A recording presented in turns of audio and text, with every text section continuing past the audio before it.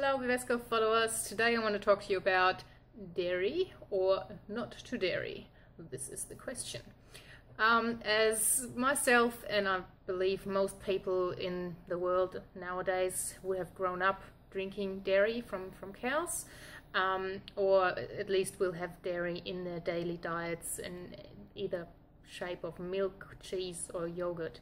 However, around about 75% of the population, the world's population, is lactose intolerant, which means they can't break down the lactose protein which is naturally occurring in milk, and that can cause all sorts of problems. But it's not the only factor that can be an issue with milk. As I mentioned in my last newsletter, any dairy product can actually be a GMO product because the stock has been fed GMO produce. So that's the further issue. A lot of people will experience mucus buildup when they have dairy in their life. That was effective for me. I used to wake up with a snotty nose pretty much every morning. And also milk nowadays contains a lot of hormones and antibiotics, again just because of what the stock the cows actually have been fed.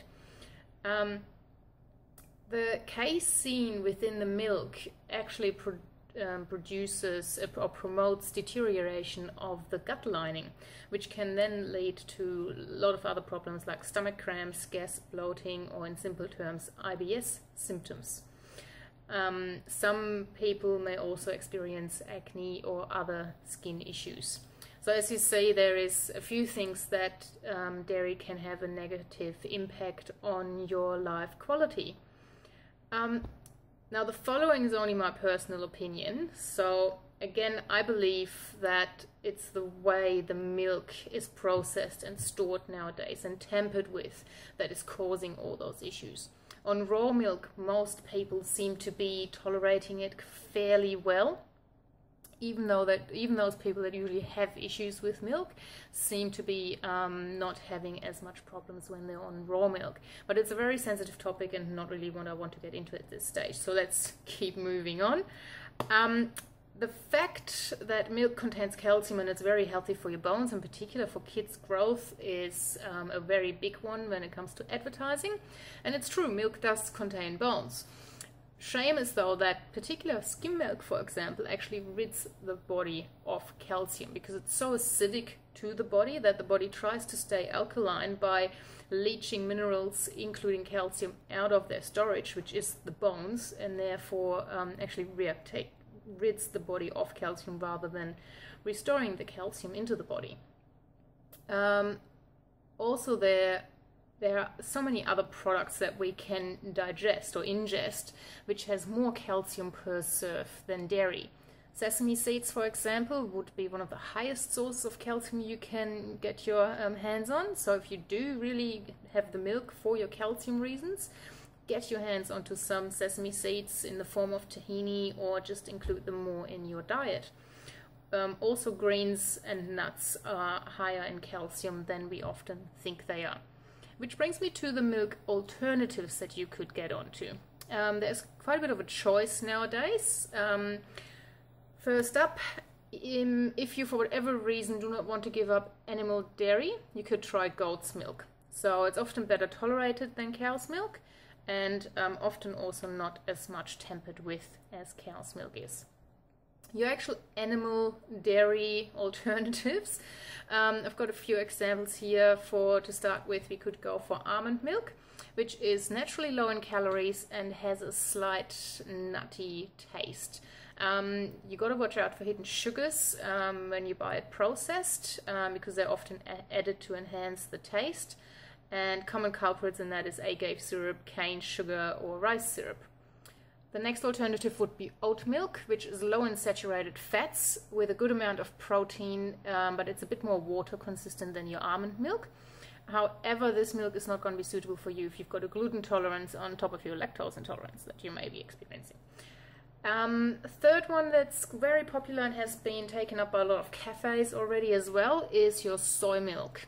It's got a much thicker consistency and is high in protein. Again, just be aware that if it's not certified organic, it is most likely a GMO product.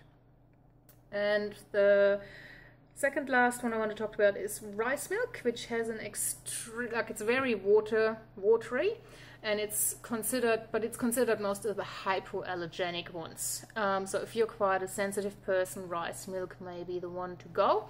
It contains a high amount of natural sugars, but also if money is an issue for you, rice milk is probably the best choice. And last but not least, probably the most expensive out there is coconut milk, which is a very rich milk with a thick consistency. And it's full of flavor and also high in good fats.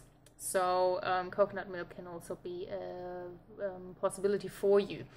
I've got a little comparison chart here for you with of brands that you can easily buy in supermarkets, as far as I'm aware, all over Australia. So check this one out here. So like you can see on this chart, we are comparing whole skim dairy milk with unsweetened non-dairy milk alternatives. So having particular look onto the calcium, whole milk got 280 milligram, skim milk 310 milligram, almond milk in the form of Almond Breeze has 450 milligram, your silk soy milk has 300, your So Delicious coconut milk has 100, and your rice has 300. So they're stacking up really, really well against the dairy. Protein, the only thing that beats dairy there or is fairly close is your soy milk. In terms of sodium, all your alternatives are better than your dairy. And when we're looking at sugars, again, they're all better. Even the rice, which is still high in sugars, is below your dairy milk there. So as you can see, the alternatives stack up very well against your dairy in terms of nutritional value. So just have an open mind and give it a shot. I personally have been on rice milk, almond milk. I kind of swapped between them for a good 2 years now, and as I said earlier, I don't wake up with a snotty mucousy build-up anymore every morning as I used to. When it comes to yogurt, there is a few coconut options out there by now, and soy has been around for quite some time, but again, just be aware that soy is probably most likely a GMO product. Personally, when it comes to yogurt, I just go for a good biodynamic organic yogurt brand, and that seems to be fine for me as long as I don't have it every day. I stay fairly clear of mucus buildup. And as I'm not a big cheese person, there's not much I can say about cheese. All I know is that because of the fermenting program of the bacteria that are involved in cheese production, the body reacts quite different to that in terms of a dairy product. In general, as with anything else you buy from the shops, just always check the ingredient list. As I mentioned with the almond milk in particular, always look out for added sugars in any form or shape. So that can be your rice syrup, your agave syrup, so even with your natural added sugars, I'd be careful because they're just not necessary. And also look out for added preservatives and colors. A lot of yogurts have surprisingly color in them, which I just think is ridiculous, but that's again another topic. So go out, have your first almond, rice or coconut latte, or however you have your milk in your daily diet, and let me know what you think. And that's it for today, a rather short one, so I hope you enjoyed it, and I'll talk to you next time. Bye for now.